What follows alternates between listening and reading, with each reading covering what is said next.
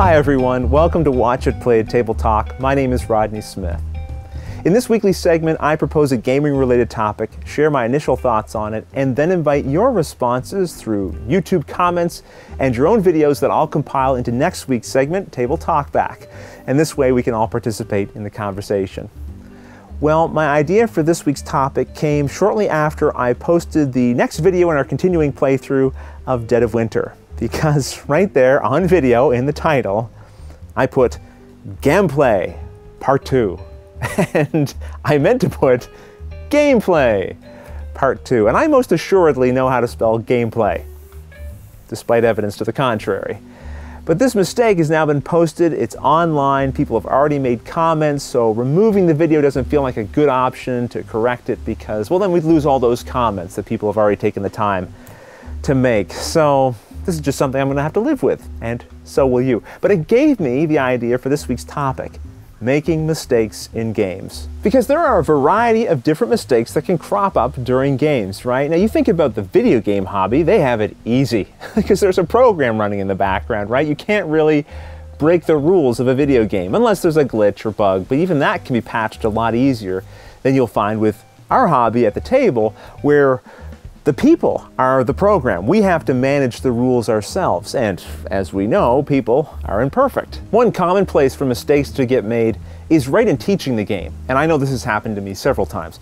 I'm teaching a game, I've read the rules in advance, but then I'm mixing some things up, I'm forgetting things, and the worst time to remember a rule is when someone's trying to go do something, and because they're now doing it in front of you, that prompts you and you remember, oh wait, hold on, sorry, no. You can't actually do what you're about to do. And then they give you that face that you've just ruined my entire strategy of this whole game. Why didn't you tell me this earlier? Oh, that's the worst. Mistakes, of course, also come up in the gameplay. And I don't mean rules mistakes so much, but you do something and then realize afterwards, oh, that was a bad move. You might even have had your whole turn planned out while you were waiting for other people to take their turn, and then when it finally got to you, you just forgot something, right? Or you do something and you realize right away, this is terrible, what have I done? I'm kind of two minds around these kinds of mistakes. If it's the first time playing a game with a group of people, especially if I've been the one teaching the rules, then usually I'll say, listen, don't worry about it, take your move back and just do it over again the way you think it should be done, or the way you'd prefer to do it. On the other hand, I did grow up with parents and grandparents who were more of the mind that once you take your finger off a piece, then you're locked in, that's it.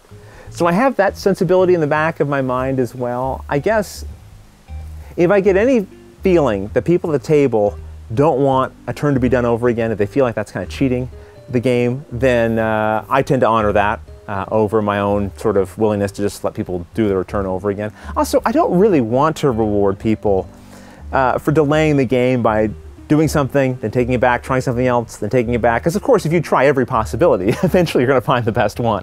And that doesn't seem like a lot of fun for the rest of the players at the table. Now that said, there has been times where I've wanted to do my turn over again for the sake of the other player. How do I explain this? I don't want to win a game where I win because you did something just blatantly stupid. You know, just something where you just missed something. And that's not because you're stupid, it's just because, you know, you're distracted, or, you know, it wasn't until you played the card you realized, oh my gosh, I just handed you the game there with that move. Sometimes I would rather take my turn back and do something more optimal so that, you know, you're winning because you worked for it, not because I handed you the game.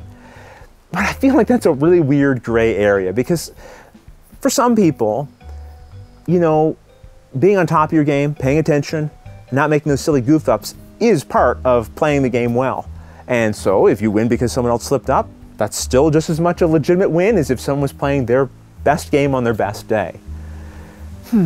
It's interesting. This is something that I'd be interested in hearing your thoughts on particularly. So what tips do you have for preventing or dealing with mistakes when they come up, either when you're teaching the game or when you're playing the game itself? And something else I'd like you to consider. How do mistakes make you feel? What I mean is, at least in part, although playing games is a social experience, it's also a competitive one. So when you win a game, but you know a critical mistake was made in your understanding of the rules, does that diminish your win? Does it make it less satisfying to have played the game? I'd love to hear what you think. Put your responses in the comments below or shoot a video and share me a link. Share me a link? Share a link to me? Me a link you should share. Oh gosh. Just send me a link, either in the comments below or in an email to watchitplayed@live.com. I'll compile your responses, add some more of my own, and we'll dive a little more deeper into this topic. But for me, no more mistakes. And to you, until the next episode, wanks for thotching. Wait a minute.